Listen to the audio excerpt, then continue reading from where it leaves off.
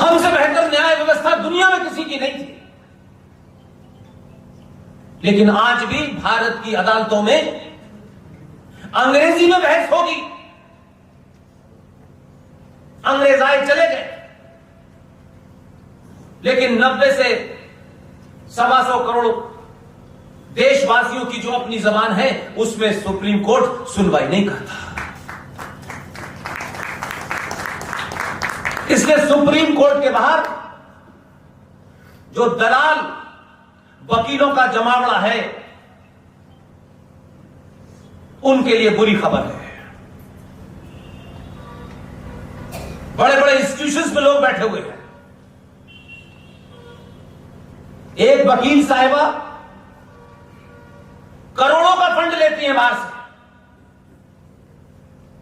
और जब भी कोई भारत के राष्ट्र के गौरव की बात हो सुप्रीम कोर्ट में, उसके खिलाफ पीआईएल, ये जो पीआईएल माफिया है जो हर चीज के ऊपर पिटीशन डालता है, आपको इनकी ताकत का अंदाजा नहीं। लेकिन मैं और आप सरकार नहीं चलाते। सरकार रोजमर्रा क्या फैसला लेगी ये हमको पता नहीं है, क्योंकि हम अपने पड़ोस में नहीं देखना चाहते कि मेरे पड़ोस में ये बांग्लादेशी मुसलमान और ये म्यांमार का मुसलमान कैसे आ गया, और हम प्रधानमंत्री से चाहते हैं वो सब देखें। हम अपने स्वार्थ के लिए उसका वोटर आईडी कार्ड बनाते हैं और एमएलए का चुनाव जीत जाते हैं। इसमें हर पार्टी के लोग शामिल हैं। इसलिए आप इतनी बड़ी विभीषिका जो दुनिया में कहीं नहीं हुई। अंग्रेजों ने दुनिया में हर देश पे राज किया, ज्यादातर देश में। इसलिए कहा जाता था कि उनके साम्राज्य में सूरज नहीं डूबता, लेकिन जिस पे उन्होंने राज किया, सिर्फ भारत ही एकमात्र देश है जो 2 हिस्सों में टूटा। क्योंकि आपको अपनी सामूहिक शक्ति पर आपके नेताओं ने, समाज के ठेकेदारों ने कभी उसका एहसास नहीं होने दिया, और ये एहसास आप में हो उसको डाइवर्ट किया कि ये कभी 90 करोड़ सामूहिक तौर पे किसी चीज के बारे में एक राय न हो जाए। इसलिए आपको अंग्रेजों ने तोड़ा, मुगलों ने तोड़ा, और अब जो अंग्रेजों की नाजायज औलादें इस देश पे रही, उन्होंने भी उसी एजेंडे को आगे चलाया। और हम सबको यह आदत कर दें कि हम यही हैं, हमारे डीएनए में चला गया, और हम उसको आगे पीछे कहीं देखना नहीं चाहते, क्योंकि हमें लगता है कि ऐसे बने रहने में हमारा चंद लोगों का स्वार्थ जो है वो चलेगा। मैं ब्राह्मण हूं, मैं ठाकुर हूं, मैं कुमायूनी हूं, मैं गढ़वाली हूं, मैं बनिया हूं, या तो तरह तरह के आपने बंटवारे किए, और आपको लगा कि हम छोटा सा समूह बनाएंगे, अपने आप को मार्केट में उसको बेचेंगे और फिर हमें कुछ मिल जाएगा, बाकियों का हमें क्या लेना देना है। इसलिए शर्मा जी के घर में आग लगेगी तो वर्मा जी बुझाने नहीं जाएंगे। जब उनके घर में आग लगेगी कहेंगे कोई साथ नहीं देता।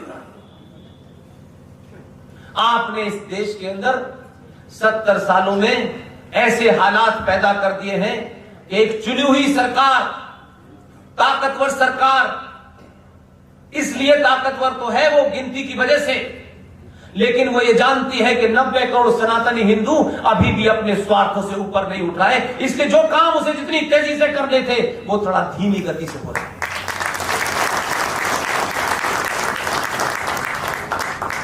जो बातें समाज को करनी चाहिए थी, मुझे और आपको करनी चाहिए थी, हमने नहीं की।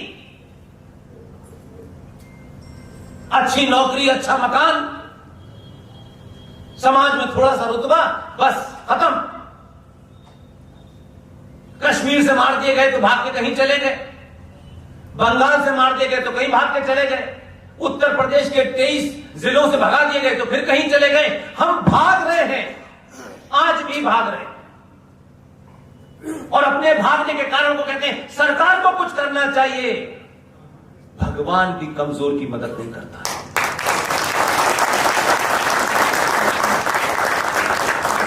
भक्ति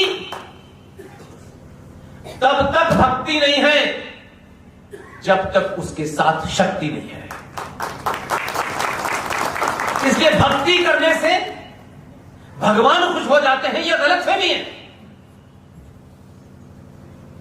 अगर ऐसा ही होता तो फिर भारत की सीमाओं पर फौज की जरूरत नहीं थी। 90 करोड़ लोग सामूहिक हवन करने लगे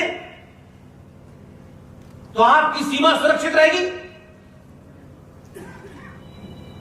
हम भक्ति काल से निकल करके बाहर नहीं आए, इसलिए मीरा आई, सूर आए, सब कुछ आए। लेकिन उस भक्ति काल की परिस्थितियों को समझे तब आपको लगेगा कि वो भक्ति क्यों जरूरी थी। जब आप तिलक लगाने से डरते थे, चोटी रखने से डरते थे, जब आपके जनेऊ काट करके जलाए जा रहे थे, आपने अपनी पहचान को बनाए रखने के लिए भक्ति का सहारा लिया ताकि कम से कम हम अपने आदर्श सभ्यताओं को, संस्कृति को जिंदा रख सकें। एक वो भी कालखंड आया कि जब आप सनातनी हिंदू होकर के सड़कों पे नहीं निकल पाते थे। अभी मैं हफ्ते भर पहले प्रयागराज से लौटा। लोगों को पता नहीं है कि उस प्रयागराज में सन 49 तक क्या हालत थी। उसी प्रयागराज के अंदर 29 दिसंबर 1930 को मोहम्मद इकबाल, जिसने हमारा तराना लिखा है, मुस्लिम लीग के अध्यक्ष के नाते रेजोल्यूशन पास किया था कि भारत के वेस्टर्न बॉर्डर पे जितने भी मुस्लिम बहुल इलाके हैं उन्हें अलग कर दिया जाए।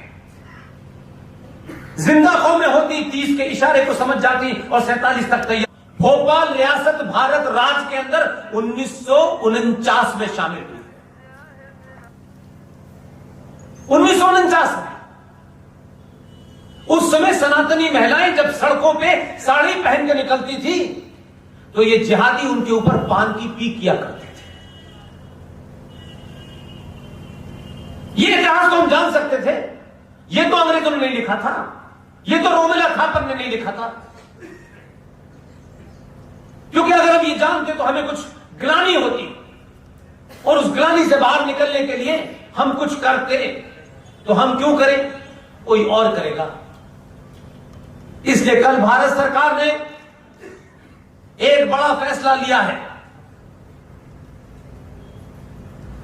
यह फैसला आज के दौर में बहुत आसान नहीं है। जिसे हम ये समझते हैं कि यह अंतर्राष्ट्रीय समुदाय है, वो हमारी तरह मूर्ख नहीं है। हम बनते तो अपने आप को बहुत दूरदृष्टि वाले हैं, लेकिन मेरी जाति, मेरे परिवार से ज्यादा दृष्टि हमारी जाति नहीं है। वो आज जो बात कहते हैं वो 50 साल बाद इंप्लीमेंट होती है और आपको अंदाजा नहीं होता। हम आज और अभी इसी वक्त सब कुछ चाहते हैं। इसलिए कल सरकार ने एक बड़ा फैसला लिया। उसको शायद मैं बेहतर इसलिए जानता हूं, आप विदेशी मीडिया में के बारे में कम जानते हैं, उसे कम पढ़ते हैं।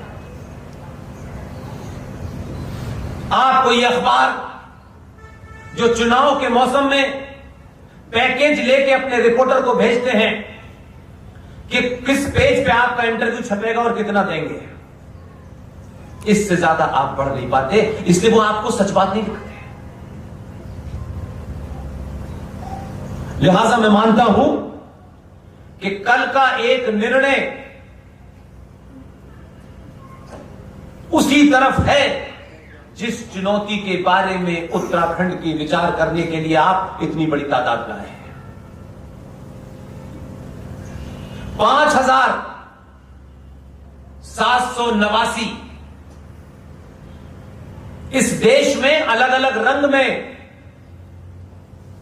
अलग अलग चोगों के अंदर, अलग अलग विचारधाराओं के एजेंडे में 5,789 वो एनजीओ जिनको विदेशी चंदा मिलता था, उनका कल रजिस्ट्रेशन निरस्त कर दिया।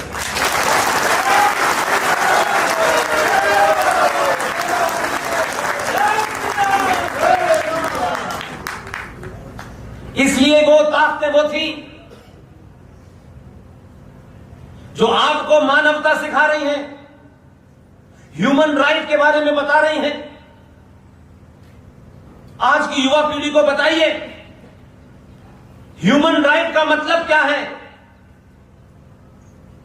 सदियों का इतिहास है, सदियों का इतिहास उठा के देख लीजिएगा।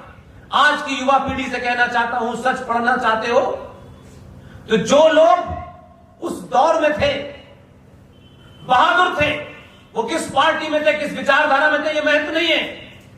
बहुत कुछ सच लिख के गए हैं, अपनी आंखों देखा हाल लिख के गए हैं, लेकिन आपने कभी वो जानने की कोशिश नहीं की। जो हमसे आज कहते हैं मानवाधिकार, एमनेस्टी इंटरनेशनल बना रखी है, यूएनओ बना रखा है इन्होंने। जरा जाइए, आप लोगों में से हाथ उठाइएगा, ईमानदारी से बताइए कितने लोग गोवा गए। आप गोवा गए, आपको वो क्यों नहीं दिखा जो मुझे दिखता है। ठीक है, गोवा के बारे में एक राय है कि जो अपने मोहल्ले में नहीं कर सकते वहां करेंगे। ठीक है, कोई बात नहीं, एंटरटेनमेंट होना चाहिए। लेकिन अगर आपका एजेंडा साफ हो तो आपको हर जगह वो चीज नजर आती है जहां से आप अपने इतिहास को कैरी कर सकते हैं। दुनिया को बड़े से बड़े मंच पे, छोटे से बड़े मंच पे खड़े होकर के चिल्ला के बेनकाब कर सकते हैं। यह करने की हिम्मत होनी चाहिए आप में। ये जब आग आपको यहां लगी होगी तो आपको गोवा में समुंदर नजर नहीं आएगा, आपको वो पोल नजर आएगा जिसका नाम है हथकतनी।